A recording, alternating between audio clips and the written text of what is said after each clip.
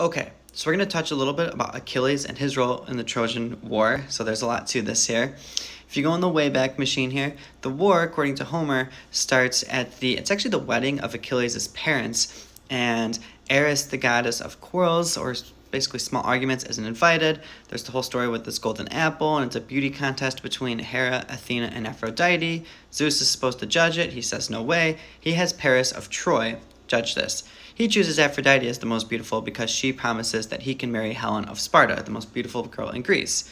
Okay, Paris of Troy is going to abduct her, take her to Troy, and that is essentially the start of the Trojan War because Helen of Sparta is married. He's actually married to Agamemnon's brother. Agamemnon is the king of Mycenae, who is Greeks, hence why you have the Greeks fighting the Trojans. So where does Achilles fit in here? Achilles got, if you know the Greek mythology, his mom actually will dip him as a baby into the river Styx, making him completely immortal. She's clenching him by what we know today as his Achilles heel. That's the only spot that is vulnerable.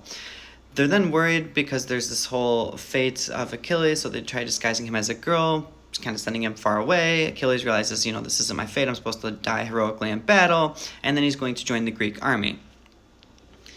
Now, the Trojan War is this 10-year war, and for most of it, the Trojans are pretty content with just staying inside the walls of Troy.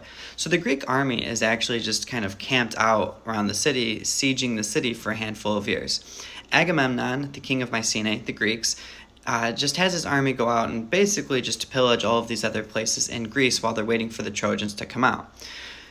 Achilles is one of these soldiers. He's very, very, very good.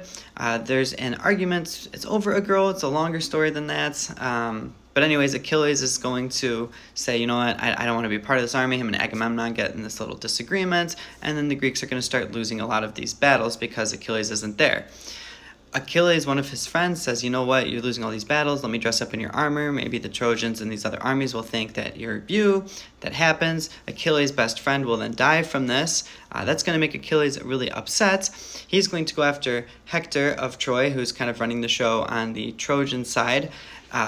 He's going to beat up Hector, as you can see in this picture there. They do have an agreement that says the bodies should be, left pretty much the same as they're dead. Achilles gets so upset over the loss of his friend that he's actually going to drag around the body of Hector through a chariot all around the city. Achilles will not too long after then be shot with an arrow right in his Achilles heel. That's the only spot that is vulnerable, so he will die. But look into the story. There's a really good podcast that talks about the story of Achilles, actually in the whole Trojan War, so fitting into 3 minutes is always tough. For always, I'm running out of time, but hopefully you learned a little bit. Love you all.